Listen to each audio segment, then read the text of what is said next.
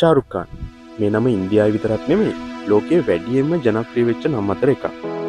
ශාරුක් ඛාන් කියන්නේ අති දක්ෂ රංගන ශිල්පියෙක්, චිත්‍රපට නිෂ්පාදකයෙක්, ඒ වගේම දක්ෂ ව්‍යාපාරිකයෙක්. මොහු හඳුන්වන්නේ ඉන්දියානු ඉතිහාසයේ ශ්‍රේෂ්ඨතම රංගන ශිල්පියා විදිහට. ඉන්දියාවේ දැනට ජීවත් වන ධනවත්ම පුද්ගලයන් අතර උඩින්ම ඉන්න පුද්ගලයෙක්. ඔහු විශේෂ වෙන්නේ ඔහු ඉදිරියට ආවේ ඔහුගේම දක්ෂතා නිසා. ගොඩක් රංගන ශිල්පීන් පවුල් පසුබිම, මිල මුදල් සම්බන්ධතා නිසා තමයි මේ ශ්‍රේෂ්ඨයට එන්නේ. ශාරුක් කියන්නේ ඒකේ අනිත් පැත්ත. ඉන්දියාවේ දුප්පතෙක් විදිහට ඉඳලා මුළු ලෝකයක්ම දන්න ජනප්‍රිය චරිතයක්. අති දක්ෂ රංගන ශිල්පියෙක් උනේ කොහොමද? මේ තරම් සාර්ථක වුණේ කොහොමද? ඔයාලගේ සාර්ථකත්වයේ උදෙසා අපි අරන් එන මොටිවේෂන් ප්ලේලිස්ට් එකේ අද අපි කතා කරන්න යන්නේ ඉන්දියාවේ ජනප්‍රිය නළුවා වෙන ශාරුක් ඛාන් ගැන. අපි යන් අද වීඩියෝ එකට.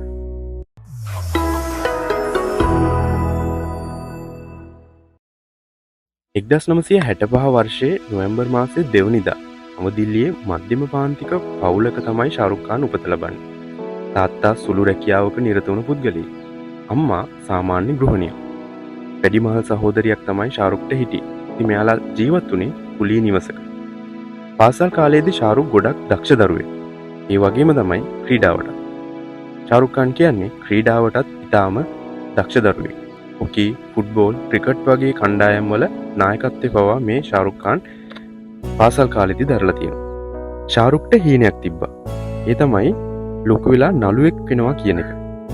ඒ හීන ගැන අහන ගොඩක් දෙනා ශාරුක්ට පොඩි කාලෙදිම hina වෙන්න පටන් ගත්තා.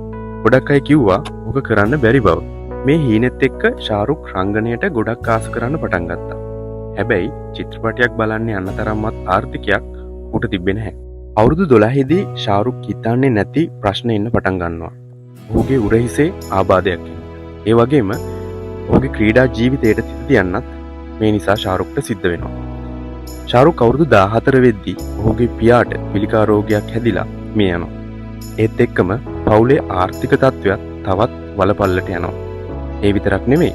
තවත් අවුරුදු කිහිපයකින් ඔහුගේ මවත් මිය යනවා. අවුරුදු 20ක් වෙද්දී ශාරුක්ට ඉතිරි වෙන්නේ තමන්ගේ වැඩිමහල් සහෝදරිය විතරයි. ඉතින් ඇයටත් මේ දේවල් දරා ගන්න බැරිව මානසික අවපීඩනයකට පත් වෙනවා. ඉතින් ශාරුක්ට සිද්ධ වෙනවා තමන්ගේ වැඩිමහල් සහෝදරියත් බලාගෙන ආර්ථිකය ගැට ගහගන්න. ඔහු තාත්තා ඉන්න කාලෙත් අවන්හලක වැඩ කරලා තියෙනවා. තාත්තට උදව් වෙන්න. ඉතින් ශාරුක්ට ජීවිතේ ගැට ගහගන්න විවිධ රැකියා කරන්න සිද්ධ වෙනවා. එක වතාවක් ගෙදර කුලිය ගෙවා ගන්න බැරුව ඔහුව පාරට ඇදලා දැම්මම ඔහුට නිදාගන්න වෙන්නේ මහා පාරේ. ඉතින් මේ මොන බාධක තිබුණත් ඔහුගේ අධ්‍යාපනය වෙනුවෙන් ඔහු හැමතිස්සෙම අප කැප වෙලා වැඩ කරන්න වුණා. ඉතින් මොන ප්‍රශ්නයක් ආවත් ඔහුගේ ආර්ථික විද්‍යා උපාධිය ඔහු සම්පූර්ණ කරනවා. ඔහු හිතුවා මොන දෙයක් වුණත් අධ්‍යාපනය ජීවිතයට වැදගත් වෙනවා කියලා. ඊට පස්සේ පුංචි කාලේ ඔහුගේ හීනයක් වුණ නළුවෙක් වෙනවා කියන හීනේ හැබෑ කරගන්න ශාරුක් හැමතිස්සෙම උත්සාහ කරනවා. මේක ලීසි කටයුත්තක් නෙමෙයි. ඔහු නළුවෙක් වෙන්න කියලා හිතාගෙන දිල්ලියේ ඉඳලා මුම්බයි වලට එනවා. ඒ එන්නේ අතේ රුපියල් 20ක් තියාගෙන. මුම්බයි වල ඔහු අඳුරන කිසිම කෙනෙක් හිටියේ නැහැ. ශාරුක් කියන විදිහට පාරේ තමයි ඔහු දවස් කිහිපයක් නිදාගෙන තියෙන්නේ.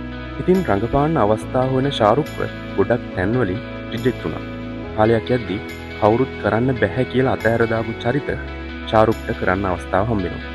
ඉතින් මේ හැම චරිතයක්ම ශාරුක් ගොඩක් ආසාවෙන් රංගපානවා. එක වතාවක් අධ්‍යක්ෂකවරයෙක් ඔහුට තියෙන කැත පෙනුමක් කියලා බැනලා ප්‍රතික්ෂේප පවා කරලා තිබුණා. ශාරුක් ඛාන් තැනකදී කියනවා මම මේ ශ්‍රේෂ්ඨයට එනකොට මට නැති වෙන්න කිසිම දෙයක් තිබුණේ නැහැ. දේවල් දිනා ගන්න විතරයි තිබුණේ. මම හැමතිස්සෙම මහන්සි වුණේ ඒ වෙනුවෙන්. ඉතින් ශාරුක්ගේ උත්සාහයත් එක්ක විවිධ රූපවාහිනී වැඩසටහන් වලට දායකත්වය දෙන්න ශාරුක්ට අවස්ථාව හම්බෙනවා. දිල් දරියා 1988, ෆූජි 1989, සර්කස්, ඒ වගේම 1992 දී ඉඩියට් මේ වගේ රූපවාහිනී වැඩසටහන් වලට ඔහුගේ දායකත්වය ලබා දෙන්න ශාරුක් ඛාන්ට අවස්ථාව හම්බෙනවා. මේ කිසිම තැනක ප්‍රධාන චරිතයක්, ප්‍රධාන අවස්ථාවක් ශාරුක් ඛාන්ට හම්බුනේ නැහැ. කොහොම වුණත් මේ හම්බුන හැම අවස්ථාවකම ශාරුක් ඛාන් තමන්ට පුළුවන් උපරිමයෙන් රංගනයෙන් දායක වුණා. ඉතින් ශාරුක්ගේ තිබ්බ තමන්ටම ආවේනික වෙච්ච චරිතය රඟ දක්වන විදිහ කාලයක් යද්දී ප්‍රේක්ෂකයාට පේන්න ගත්තා. දවසක් ශාරුක් ඛාන් බලාගෙන හිටපු දවස උදා වුණා. හේමා මාලිනී කියන අධ්‍යක්ෂකවරියගේ ෆිල්ම් එක රඟපාන්න ශාරුක්ට අවස්ථාව උදා වෙනවා. ඒ සහාය නළුවා විදිහට. දිව්‍යා භාරති තමයි ප්‍රධාන නිලිය වෙන්නේ. ශාරුක්ට මේ දේ හිතා ගන්නවත් බැරි වුණා කියලා ශාරුක් ખાන් තැනකදී කියනවා. දීවානා කියන මේ ෆිල්ම් එකේ සුළු මුදලකට තමයි ශාරුක් ખાන් සහාය නළුවා විදිහට රඟපාන්න බාර ගන්නේ. එතන තමයි ඔහුගේ ජීවිතේ හැරවුම් ලක්ෂ්‍යය වෙන්නේ. ඔහුගේ තාත්වික රංගනයට ඒ වසරේ ඒ කියන්නේ 1993 ෆිල්ම් ෆෙයාර් සම්මාන උළෙලේදී හොඳම නළුවාට හිමි සම්මානය හම්බ වෙනවා. එතනින් පස්සේ ශාරුක් ખાන්ගේ මුළු ජීවිතයම වෙනස් වෙනවා. මුළු සිනමා ලෝකෙම දැනගන්නවා ඔහු ප්‍රේමණීය චරිත සඳහා තාත්වික ඒ වගේම අතිදක්ෂ නළුවෙක් කියලා. මෙතනින් පස්සේ ශාරුක් ખાන්ගේ ජීවිතය වෙනස් වෙනවා. ඔහු පසුකාලීනව චිත්‍රපට සමාගමක් පටන් ගන්නවා Dreams Unlimited කියලා. පසුකාලීනව මේ සමාගම අසාර්ථක වෙලා වහලා දාන්න සිද්ධ වෙනවා. ඒත් ඉතින් ශාරුක් ખાන් කියන්නේ අසාර්ථක වීම පුරුදු නැති කෙනෙක් නෙමෙයිනේ. පසුකාලීනව ඔහු රෙඩ් චිලි එන්ටර්ටේන්මන්ට් කියලා තවත් චිත්‍රපට සමාගමක් පටන් ගන්නවා. ඒ සමාගමෙන් කරපු ෆිල්ම් අතිශය සාර්ථක වෙනවා. ඉතින් ශාරුක් ખાන් කියන්නේ හොලිවුඩේ ධනවත්ම රංගන ශිල්පියා. ඒ වගේම රංගපෑම සඳහා ලෝකයේ වැඩිම මුදලක් ගන්න රංගන ශිල්පියා. ඒ වගේම ලෝකයේ වැඩිම රසිකයන් පිරිසක් ඉන්න රංගන ශිල්පියා. ඔහු ධනවතෙක් බවට පත්වන්නේ ඔහුගේ රංගනයෙන් විතරක් නෙමෙයි. ඔහුගේ ව්‍යවසායක සහ ආයෝජන වලින්. ඒ කියන්නේ ඔහුගේ ව්‍යාපාර වලින් සහ ආයෝජන වලින්. ඔහු කියන විදිහට ඔහුට ඒකට ඉවහල් වෙලා තියෙන්නේ ඔහුගේ අධ්‍යාපනය. මම කලිනුත් කිව්වනේ ඔහු ආර්ථික විද්‍යා උපාධාරියෙක් කියලා. ඉතින් ඔහුගේ අධ්‍යාපනය තමයි ඔහුගේ ව්‍යාපාර වලට වගේම ඔහුගේ ආයෝජන වලින් සාර්ථක වෙන්න ඔහුට ඉවහල් වෙලා තියෙනවා. ඉතින් ශාරුක්ට මැලේසියාවෙන් නයිට් පදවියක් හම්බ වෙනවා. ඒ වගේම ප්‍රංශයේ රජයෙන් සිවිල් පුරවැසියෙකුට ලබා දෙන ඉහළම සම්මානය පවා ඔහුට හම්බ වෙනවා. ඒක ඉන්දියාවේදීත් එහෙමයි. ඔහුට හම්බුණ සම්මාන ගැන කියන්න මේ පොඩි වීඩියෝ එක මදි. මේ මොනතරම් ගෞරවයට පාත්‍ර වුණත් ශාරුක් ખાන් කියන්නේ මුල අමතක නොවන චරිතයක්. ඔහු ගොඩක් නිහතමානී චරිතයක්. විශේෂයෙන් ඔහුගේ ප්‍රේක්ෂකයන්ට, ඔහුගේ රසිකයන්ට ඔහු ගොඩක් නිහතමානී. ඒ වගේම තමයි කාන්තාවන්ට, දුප්පතුන්ට ඔහුගේ අනුග්‍රහයෙන් විවිධ ෆවුන්ඩේෂන් මගින් විවිධ ආධාර උපකාර කරගෙන යනවා. අදටත් ඉන්දියාවේ අපි දක්නට ලැබෙනවා. ඉතින් ශාරුක් ખાන්ගේ ජීවිතයෙන් ඔයාට ගන්න ගොඩක් දේවල් තියෙනවා. මේ කතා කරන මටත් ගන්න ගොඩක් දේවල් තියෙනවා. ඉතින් මේ වගේ ගොඩක් චරිත ගැන පෙරවදන YouTube channel එකේ ඉස්සරහට අපි කතා කරන්න බලාපොරොත්තු වෙනවා. ඉතින් ඔයාට පුළුවන් පෙරවදන YouTube නාලිකාව subscribe කරලා මේ වගේ වීඩියෝ ඉදිරියටත් නරඹන්න.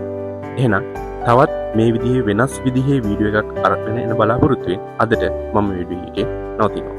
ස්තුතියි.